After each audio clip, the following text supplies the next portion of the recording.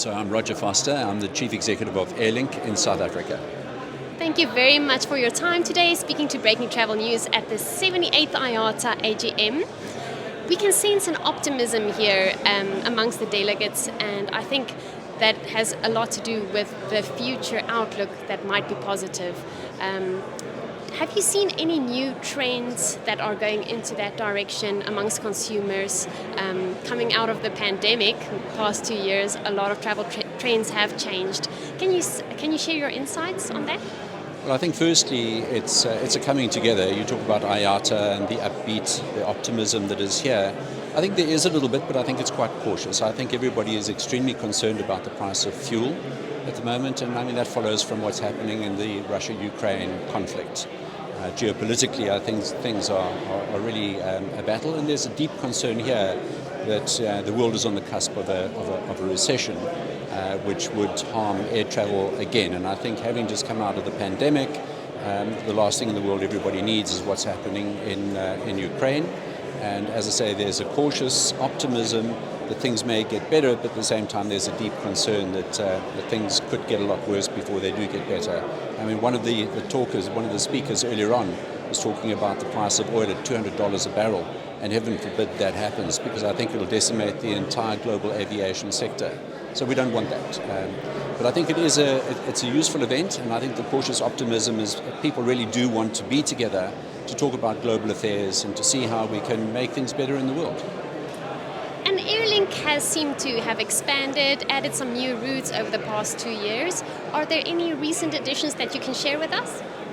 So I think let's talk about the expansion. We've had the pandemic, and I think that was a massive setback for everybody. And if you have a look at what happened in South Africa pre-pandemic, we were in a franchise relationship for about 27 years, and that came to an end, very unfortunately, just before the pandemic happened.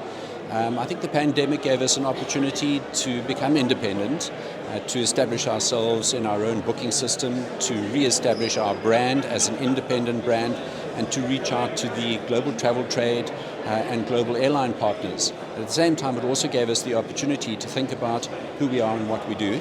And whereas before we were a component of a composite airline network system, we had to make the decision about, do we become the most comprehensive airline network system that we possibly can be, and the best version of ourselves that we possibly can be. And I think that's the decision that we followed.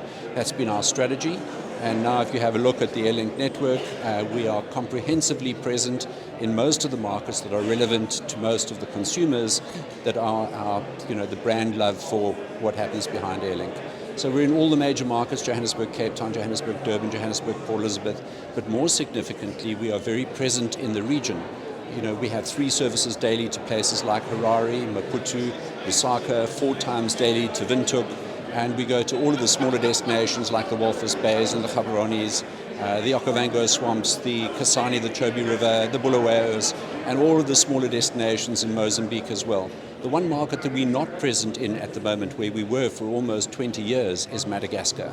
Madagascar remains closed to South Africa, and mysteriously so. It's something that we're not happy about, and we're working on a day-to-day basis with both the governments of Madagascar and South Africa to try and find a way to remove that obstacle.